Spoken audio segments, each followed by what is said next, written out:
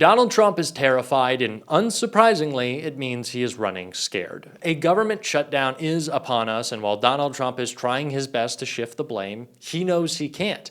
He also knows that the man who claims to be the greatest negotiator in history can't strike a deal because he's out-leveraged at this point. And so Donald Trump, in a time of panic and crisis, has decided to run away. And we are going to get into all of it. But before we do, if I could quickly ask you to leave a like on this video. And if you haven't already and you enjoy our channel, to hit that subscribe button because it goes a long way in supporting our work. Now, before we get into how Donald Trump has run away, how he's hiding away, I want to start with the latest you need to know about this shutdown from Senator Chris Murphy. I just came from the Senate floor. We are shutting down. We're shutting down because Donald Trump thinks he's a king. This is totally avoidable, but Donald Trump told Republicans don't negotiate with Democrats. That's why this government is shutting down. We didn't shut down when Joe Biden was president. Why? Because Democrats, when they were in the majority, took their responsibility to govern seriously, reached out across the aisle, and built bipartisan funding agreements with Republicans. But what is most important now that we are in this shutdown, is for Democrats to understand that our cause is righteous and that if we approach this argument with confidence and with gusto, we will win it in the American public. But if we look weak, if we look like we don't believe in our cause, then we will lose this argument and the country will suffer. What are we saying? We aren't asking for the moon. We are simply saying we don't want health insurance premiums to go up by 75% on the American public. That's what Republicans have engineered as a means to pay for their giant tax cut for billionaires and corporations. We're not asking for some big new healthcare program. We're simply saying if we're going to vote for a budget, we want that budget to not increase premiums on families across this country by 75%, bankrupting American families. You know what else we want? We want this president to start acting lawfully. I have no obligation to vote for a budget that destroys our democracy. In fact, I have a moral obligation to oppose a budget that funds a pursuit of the president's enemies through a campaign of harassment, intimidation, and imprisonment.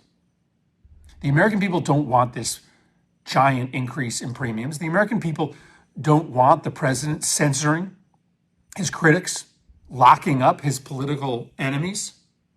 But the only way we win this argument is by going out there and being loud, consistent, and confident that the American people are on our side. This fight is righteous, protecting American families from bankruptcy due to Trump's giant cost increases. This fight is righteous, protecting American democracy from destruction. And so let's go out there and win it. The way that Republicans are trying to frame this fight right now tells you exactly what you need to know about how scared they are and how much they understand of what Americans view as their big failures in this government. The reason why they're talking about health care for illegals, this lie that they're pushing, is because Republicans understand that premiums are going up, people are losing their health care, and the blame will rest solely on their shoulders. So they need to try to come up with some lie, push some narrative, and it's just not working. Mike Johnson's even getting called out in those lies. And $185 billion has been saved already in fraud, waste, and abuse. So basically, what you did was narrow the eligibility for certain people to get access to the ACA subsidies. What they want to do is undo the changes that Republicans made in that. But basically, wouldn't that only affect people who do have legal status, people who are refugee seekers here in the United States, asylum seekers here? Those are two totally different issues. Now, they've created this as a new argument that they have as to why they should not keep the government open, but they're arguing a December policy debate for a September funding issue. The subsidies that you're talking about don't expire until the end of December. No. Those are the subsidies for just everyday Americans. That's one thing that obviously has been the main premise of their argument. But you're saying they want to give free health care to people who are in the United States illegally. That is exactly what the effect will be. But when I looked at it, there's a little nuance because they want to undo changes that y'all made, narrowing who is eligible to get that. Those are people who are refugee seekers, asylum seekers. They're not technically people who are here illegally, just cross the border. No, this is exactly what will happen. And Maxine Waters admitted, I think accidentally today on the House steps, they want to give health care to everybody. But Maxine Waters is not in charge. She's not the one. She didn't write She's this one of the senior leaders in the House, that Democrats are and everybody proposing. should Google it and read their counter proposal But you see yourself. my point, right? You're making this argument that they want to just give health care to everyone who's here illegally. This is not for people who cross the border and don't have paperwork. These are people who have temporary protected status, right? There is no proof to what they're saying. They have no leg to stand on, and they have no negotiating power. It's the reason why Donald Trump is hidden away, and we're going to check that out right here. Leader Jeffries tells reporters there's been no contact with GOP leaders since the shutdown started. Republicans have shut down the government because they don't want to provide health care to working-class Americans, and then they're running around the Capitol, now lying about it. So Donald Trump, since this shutdown has started, hasn't said a word to Hakeem Jeffries, to Chuck Schumer, to any Democrats. He's just hiding away, scared, and panicked. That tells you everything you need to know. And that shows exactly why Democrats need to take this moment to be loud. Because while Republicans, sure, they're pushing their lies, but largely they'd like to stay away from this conversation. And that's why we need to take the opportunity to define it on our terms. And AOC has done a great job of doing that right here. I mean, Chris, we're here to help people. We are here in the midst of this destruction of the federal government, the federal safety net, $1 trillion eviscerated from people's health care, their Medicare, their Medicaid in this country, with prices that are skyrocketing and life becoming completely untenable for the American people. We are here to try to be a backstop and to be that backstop, which is what the American people have elected us to do.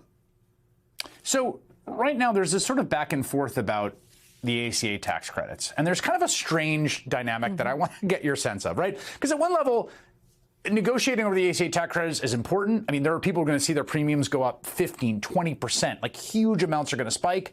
Republicans don't like these extenders. Democrats do. They think it's good for people.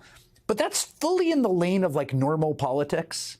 And then at the same time, like the president of the United States assembled 800 military commanders to say, I want you're going to have to go to war against your fellow citizens in American cities.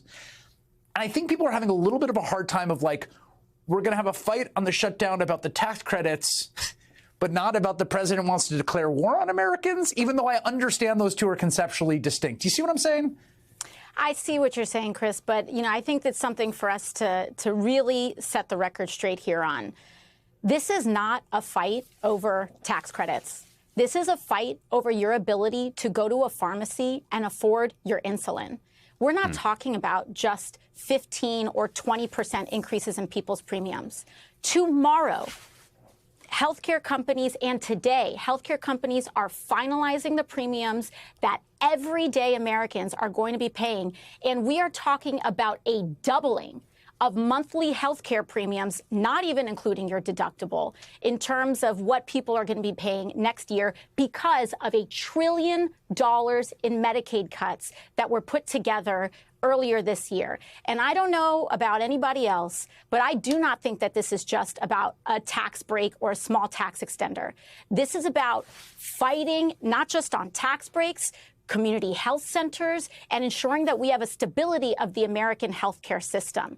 And when Republicans use a legislative mechanism to gut the American healthcare system, we have to use a legislative mechanism in order to restore it and to fight for it. Because at the end of the day, people may talk about tax credits this and tax credits that. What they do understand is when you have insulin and you can't afford it. What they do understand is when your kid has chemotherapy or your spouse gets diagnosed with cancer and you go into a hospital and it doesn't get covered. And you have to choose life and death, what this is about.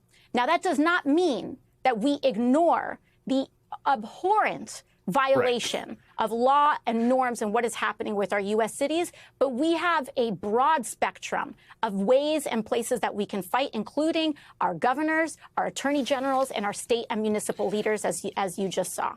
So I just want to make sure I understand this just from your perspective here. So, and I think this is generally the view of congressional leadership as well. You can correct me if I'm wrong.